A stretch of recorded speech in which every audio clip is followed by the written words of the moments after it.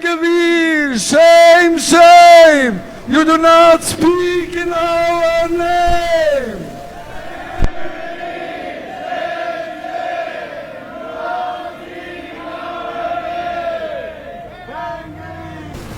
Honorable rabbis, teachers, students, practitioners of the Jewish religion, pedestrians, and enemies.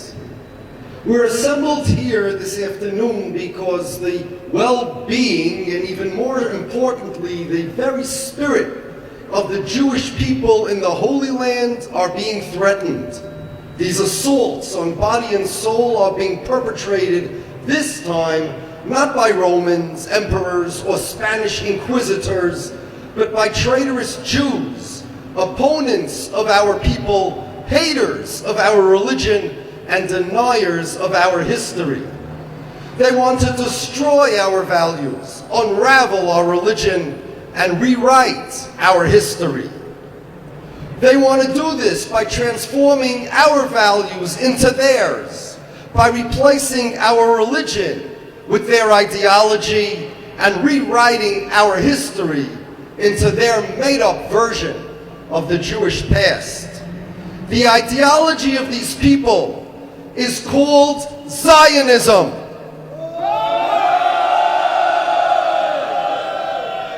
Zionism was designed to transform the Jewish people, body and soul, into something similar to those anti-Semites who the Zionists so deeply admired. Let's let the Zionists tell us what they think of the Jews.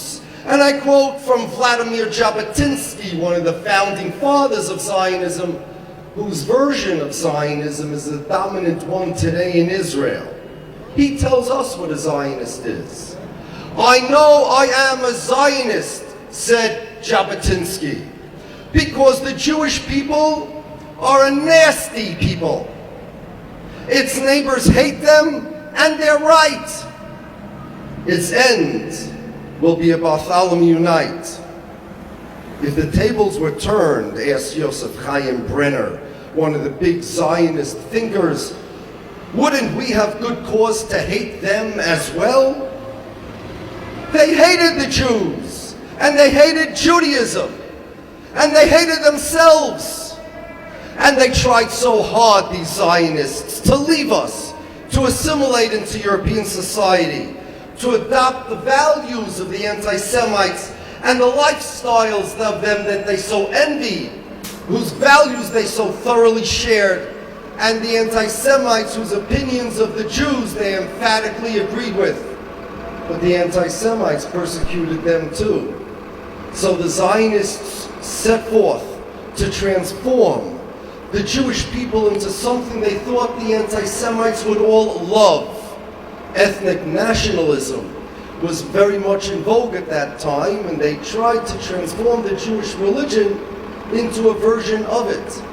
To transform everything the Jews hold dear religiously, and transform all of that into national symbols and rituals. Jews do not have a homeland. We have a holy land. A homeland is a place a nation is born, a fatherland, a motherland, or as the Zionists call it in their language, a moledes. The Jews' moledes is the Torah which was given to us at Mount Sinai. As it says, Hayoim hazen nihiyeh salom. Today you became a people. That's when we became Jews. Our soil is the Torah. Our homeland is the Torah. What unifies us is only the Torah. Brothers are brothers, and they have a brotherhood because they share a relationship with other brothers through the Father that birthed them. Jews are brothers only because we share a relationship with Hashem and His religion that birthed the Jews.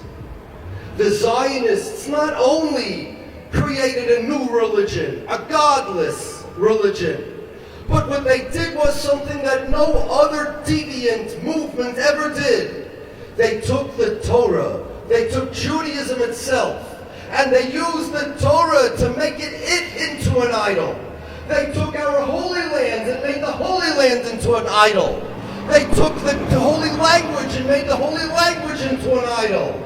They took our Torah, everything we hold dear, our commandments, and made them into idols, all of that.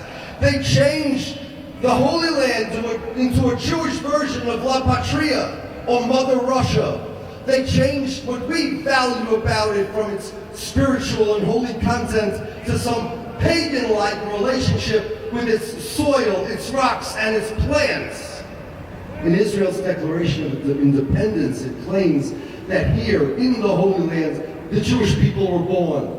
That's a lie. The Jewish people were born at Mount Sinai. Our loyalty is to our God and our religion. We're citizens and loyal residents of our various countries. I'm American. My family is from Poland. My religion is Jewish. There is no such thing as a Jewish nationality. The Zionists dreamed up an imaginary Jewish nationality, created a state in 1948, and made a law that said that this state is the state of the imaginary Jewish nationality. In fact, according to Israel's status law of 1951, it wasn't the Zionists who created Israel, but all the Jews all over the world. Another Zionist dream. They made the Jews into an idol. The truth is, the Jews have no connection to the state of Israel that was created in 1948 any more than we do Ukraine or Korea. Israel is a foreign country that masquerades as the state of world Jewry. Eretz Yisrael is a holy land, but not only did they change the concept of the Holy Land, they changed what holiness means. Holiness, Kedusha, in Judaism means it's closer to God. It belongs to God. It's more restricted, less accessible by regular humans. The holiest site in Judaism is the Har HaBayis, the Temple Mount. Because of the level of that holiness, it is prohibited for Jews to set foot on it.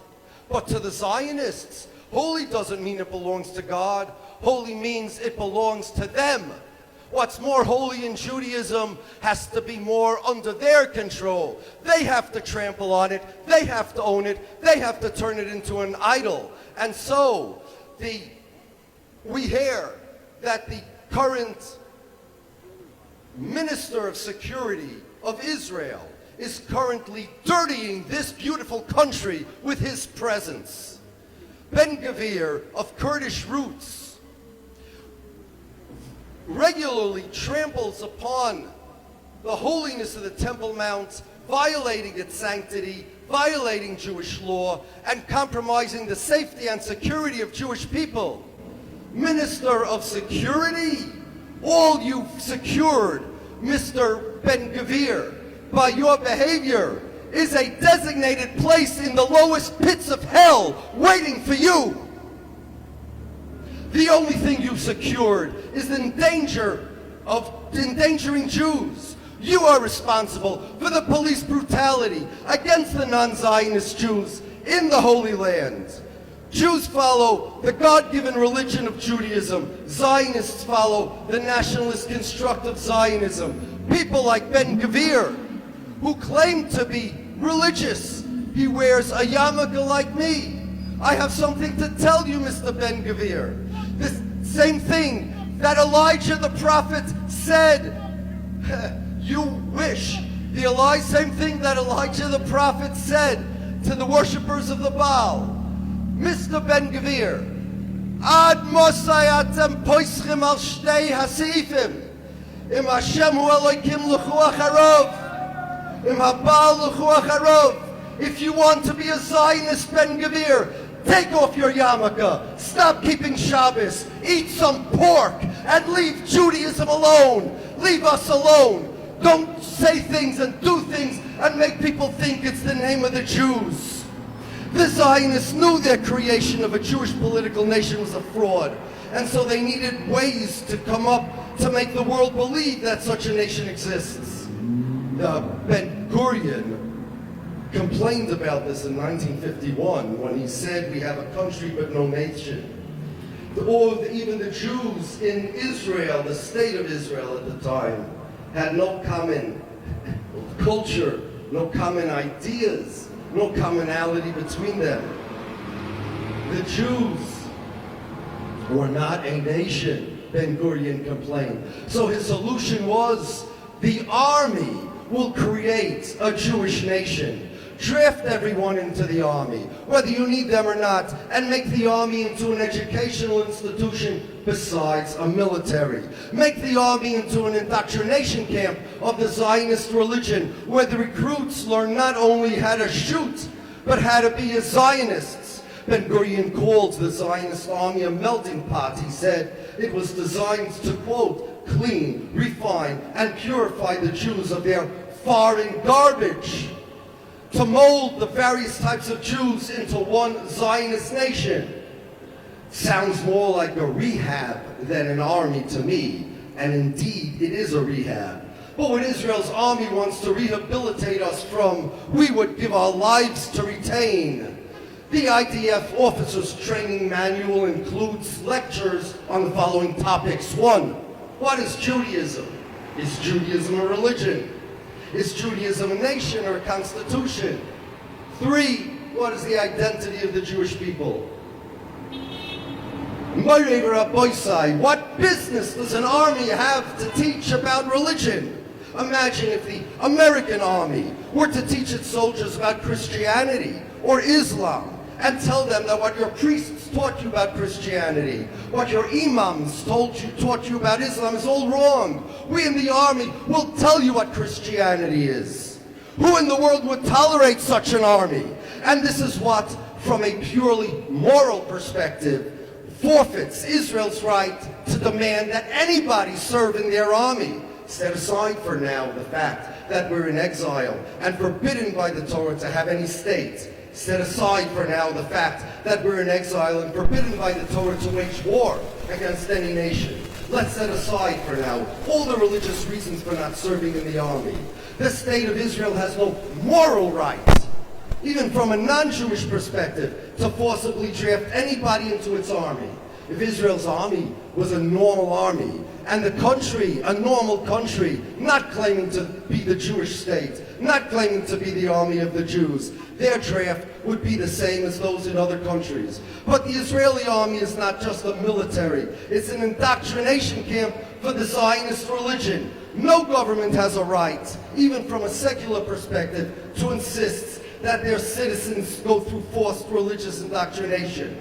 Zionists, you created a church of Zionism, and then expect everybody to serve in it. The fact that your church is also a military does not make your forced religious indoctrination any less odious or disgusting. Zionism is a religion, and the Israeli army is its church. And this Zionist religion demands human sacrifice in its honor. Ben-Gvir, may he rot in hell, knows that his provocations on the Temple Mount endanger his own people's lives and causes unrest and violent conflict. His own police force told him that. Can you imagine? This man is more violent than the Israeli police. His own security agencies told him that. His own Shin Bet told him that. His chief rabbinate told him that and begged him to stop the madness. But he doesn't care. Idol worshippers like Ben-Gvir once upon a time sacrificed their children to the Molech idol. Today, idol worshippers like Ben-Gvir sacrifice their children and the children of others for Zionism. And the Zionists did not make this a secret. They want our brothers in their army to make them into Zionists. As the former Knesset member, Michael Ben-Ari wrote, quote, the issue of the Haredi draft is all about forcing cultural change on them. And this is no secret.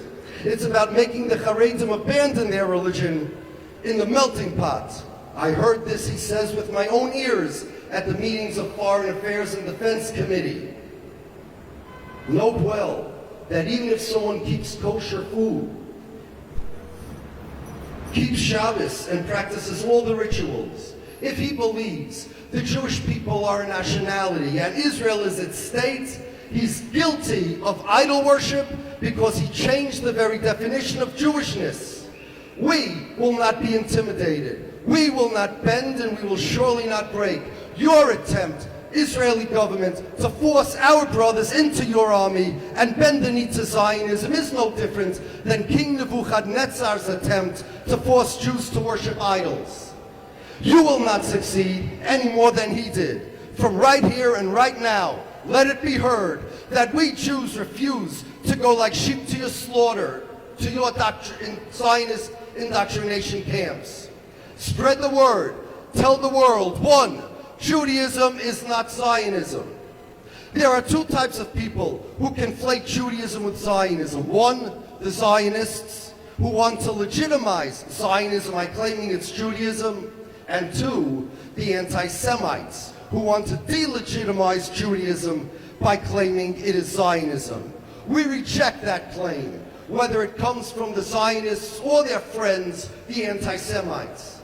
The anti-Semites love the fact that Zionists claim to represent all the Jews. Funny, isn't it? How the Zionists claiming to represent the Jews was supposed to end anti-Semitism. But now, every anti-Semite in the world is running around saying that Jews are Zionists and Zionism is part of Judaism. Number 2, the state of Israel is not the state of the Jewish people. It's the state of the Israelis. Israel has no more standing to represent the Jews than China or Korea. Number 3, Jews are not responsible for the acts of the state of Israel. Non-Israeli Jews are no more connected to Israel than they are connected to China or Korea. And number 4, actually, at least China and Korea don't claim to be the fulfillment of Jewish aspirations. At least China and Korea, as foreign countries, don't claim to represent me. And at least China and Korea are not falsifications of Jewish identity. At least China and Korea leave the Jewish religion unmolested. At least they leave us alone. Is it too much to ask that Israel just leave us alone, that they stop impersonating Jewishness and stop talking in our name? Get rid of Zionism for your own sake, especially, and for ours as well. Get rid of Zionism. Stop this Jewish state nonsense. Close it up. You've created an abnormal synthetic Jewish identity, an imaginary Jewish nationality, and a fictional nation state of the Jews. Is it too much to ask that you just leave us alone? I have one more thing to ask you. Again, please, the same thing that Elijah the prophet asked the Baal worshippers. If you want to be Jewish, be Jewish. We will welcome your repentance with open arms, if you can do it. But if you want to be Zionists, get rid of the Jewishness. Don't claim that you're Jewish. Make yourselves another religion. Call yourselves the Canaanim if you want. But leave Judaism out of your poisonous ideology. That's all we ask. I hope that it's not too much.